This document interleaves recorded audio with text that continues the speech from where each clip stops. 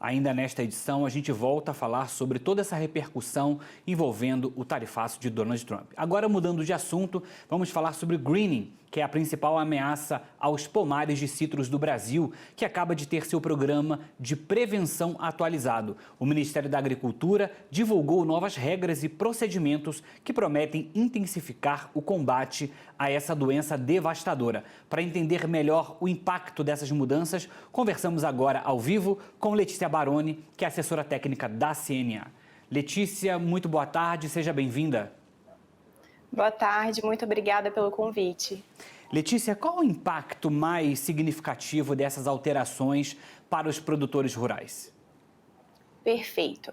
Quando a gente pensa no programa de prevenção e controle do greening, é um programa que a gente já tem há alguns anos no Brasil, né? Agora a gente teve uma atualização e o principal impacto, a principal mudança, na verdade, é a maior autonomia, a maior participação dos estados em toda a condução dos projetos, das ações, sejam de monitoramento, quanto também de prevenção, de controle da doença, para que a gente tenha uma intensificação na atuação dos estados e também dos produtores nesse combate à doença. Aí a gente tem essa mudança, né, que os estados agora precisam fazer esse levantamento fitossanitário anual, manter o cadastro de georreferenciado atualizado. Como essas medidas podem otimizar, por exemplo, a detecção precoce e o controle do greening? Certo. O que a gente tem é que cada estado vai conduzir, vai elaborar um plano de ação em função das suas regionalidades, das suas especificidades.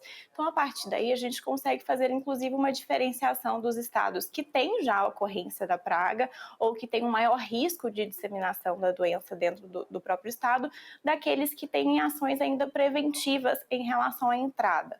Com isso, a gente tem uma agilidade, inclusive no que você comentou aí, para fazer, por exemplo, o georreferenciamento das regiões que são produtoras. É necessário que todos os estados conduzam, né, um cadastro, o georreferenciamento de propriedades, sejam elas produtoras da fruta em si, né, de laranja, de tangerina, de todos os citros, todos eles são hospedeiros da doença, mas também de áreas que são de produção de mudas, né, de produção de material propagativo, para que o estado tenha a identificação de quais são as regiões nas quais ele deve fazer o monitoramento, deve fazer a fiscalização e também ter todo o controle de trânsito desses produtos, evitando sempre a disseminação da doença entre áreas de ocorrência para áreas sem ocorrência da doença.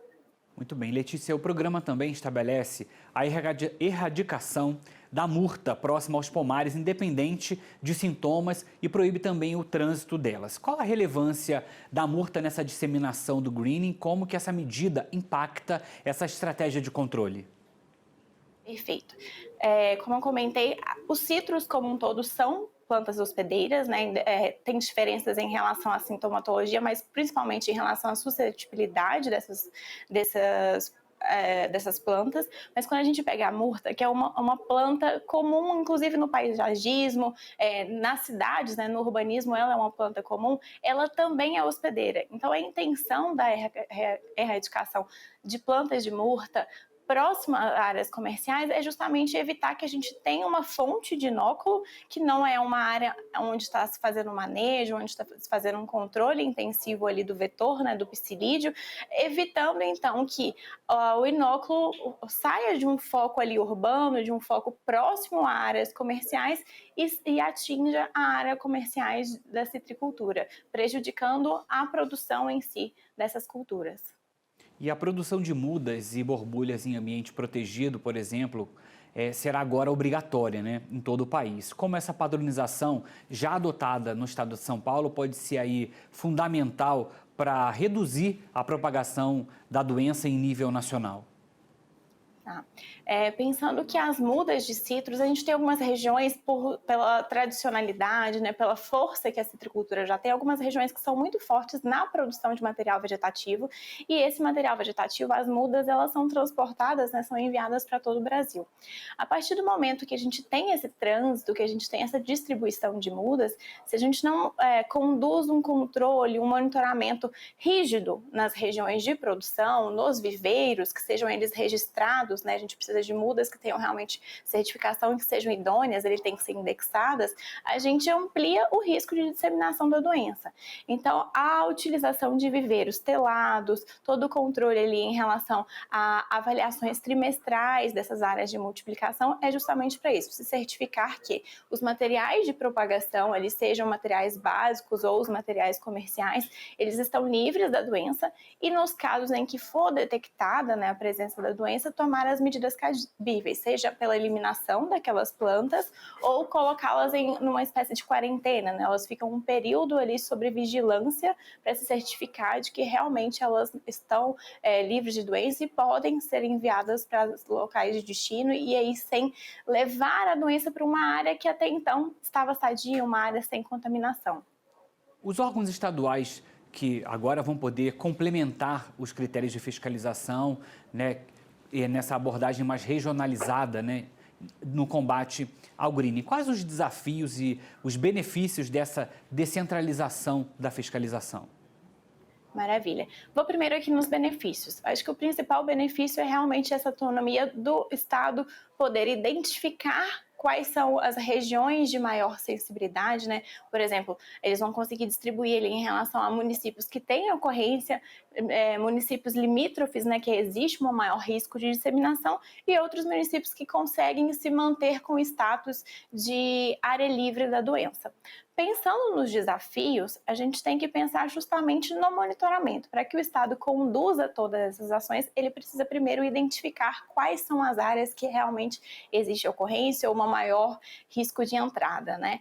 E para isso, o georreferenciamento, o cadastro desses produtores é um ponto essencial, porque realmente é necessário conhecer onde está a produção e para isso a gente precisa, por exemplo, de uma equipe que esteja orientada, que esteja capacitada, tanto para levar essa informação para o produtor a campo, quanto também identificar, né, possíveis focos. Então, um grande desafio é a capacitação de profissionais e ter um corpo de profissionais que consiga realmente conduzir todas essas atividades, conduzir o monitoramento ao longo de todo o ano. E isso pensando que os produtores, eles terão que obrigatoriamente conduzir o manejo, conduzir o controle do psilídeo, o vetor da doença, e também precisaram emitir relatórios, né, 2 vezes ao ano, indicando ali como foi todo o monitoramento da praga, o monitoramento do vetor dentro da propriedade. Para isso, ele precisará receber também orientações de uma equipe capacitada. É importante que é um trabalho conjunto, né, dos produtores, do Estado, dos controles de fiscalização, para que se faça, esse controle seja eficiente, né, Letícia? Isso é muito importante. Você quer acrescentar algo a mais que eu não tenha perguntado, que você acha importante destacar dentro dessa perspectiva? Acho que é importante a gente considerar que o Brasil ele convive já com a doença há 2 décadas. E a gente convive, inclusive, com resultados muito interessantes. Apesar de a gente ter uma produção retraída nos últimos anos, e em parte disso devido à ocorrência do green, devido à disseminação, né, em algumas regiões, principalmente ali no estado de São Paulo, e identificação de novos focos em outros estados, o produtor, ele tem aprendido a manejar, a ciência tem desenvolvido novas formas de manejo, seja ele por controle do manejo integrado de pragas ou buscando também variedades da citricultura que possuem uma maior tolerância à doença, eu não digo aqui resistência, porque a gente sabe que hoje não existem materiais resistentes a doenças, mas, por exemplo, portas em enxerto que consegue trazer uma maior tolerância à cultura. Então, existem formas de manejo que, ao longo dessas 2 décadas, tanto o setor produtivo quanto o setor de pesquisa conseguiu desenvolver muito bem no Brasil. Então, isso traz uma grande esperança para a gente de que, com um novo programa, com novas diretrizes ainda mais rígidas e também trazendo maior autonomia para a participação nos estados, a gente tem um futuro aí de grande recuperação e de grande potencial para a citricultura brasileira. Muito bem, Letícia. Muito obrigado pela participação mais uma vez aqui no AgroMais. Muito obrigado pela participação e até a próxima. Muito obrigada. Até mais. Agora são